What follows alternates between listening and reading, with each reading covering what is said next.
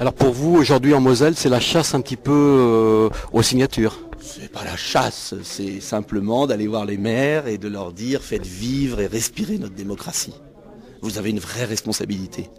On ne peut pas se plaindre de l'abstention dans le pays et ne pas parrainer des candidats différents comme moi qui prônent une politique différente. C'est ça l'enjeu.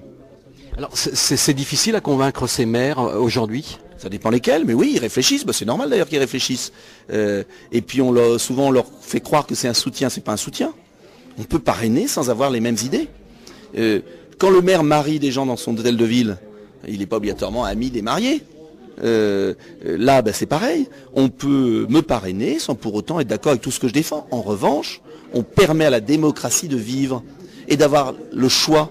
C'est-à-dire que les Français auront le choix au premier tour si les maires parrainent. Si personne parraine, il n'y a plus de premier choix.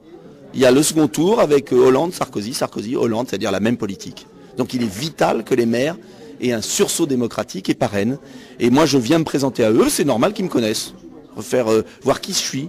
Est-ce que je suis différent de ce qu'ils entendent à la radio? Qu'est-ce que je défends? Quelle est ma personnalité? Donc ce sont des rencontres passionnantes. Et d'ailleurs, moi, j'apprends beaucoup aussi.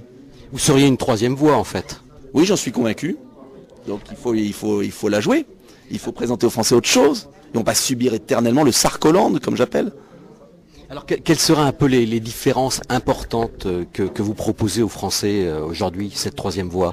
Très simple. L'enjeu majeur, c'est l'emploi, l'emploi, l'emploi.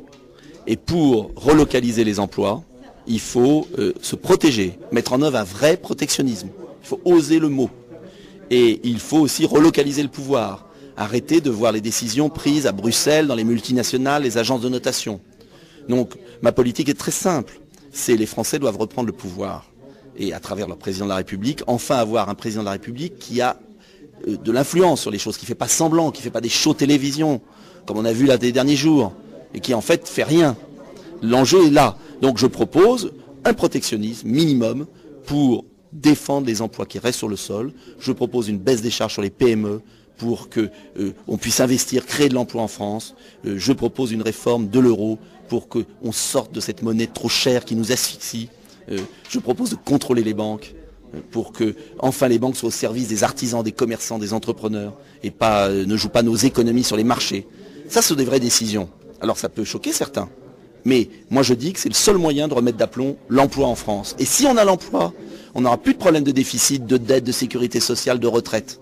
Tout l'enjeu, c'est la mobilisation pour l'emploi à travers une autre politique. Alors il y a également aussi en France, on va être touché par la politique territoriale, le redécoupage intercommunal, etc. Quelle est votre vision là-dessus? Bon, c'est très simple. Ils veulent tuer les communes libres. Ils veulent tuer la liberté communale. Ils veulent tuer les élus indépendants, les conseillers généraux indépendants. Ils veulent tuer les territoires ruraux. Tout est fait pour les métropoles. Tout est fait pour les deux parties. Donc je suis en résistance contre cette loi territoriale, comme cette destruction des services publics. On nous avait expliqué qu'il fallait privatiser les services publics. On a vu le résultat dans nos campagnes. Je vais vous dire un exemple. On est en train de donner une 4e licence de télécom à Free, là. Donc dans les grandes villes, il va y avoir 4 antennes sur les toits, les 4 opérateurs. Et puis moi je me balade dans toute la France, on ne peut pas capter le téléphone. Mais on vit dans un monde de fous.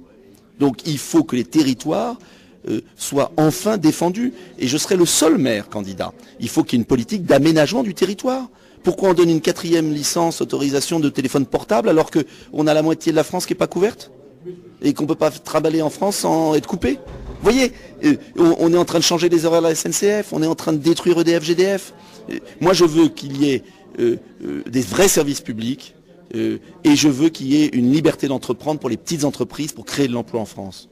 Là pour les services publics, justement pour ces services publics, nationalisation entière ou pas? Oui, bien sûr qu'il faut reprendre en main les services publics et les mettre au service du public et arrêter ces monopoles privés qu'on nous a mis en place. Je suis gaulliste.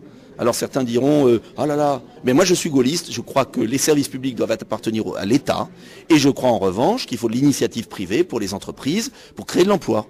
Mais on a fait tout l'inverse. On accable de charge les PME, on fait fuir nos emplois et puis en même temps on a laissé des grands groupes privés se partager le bien public.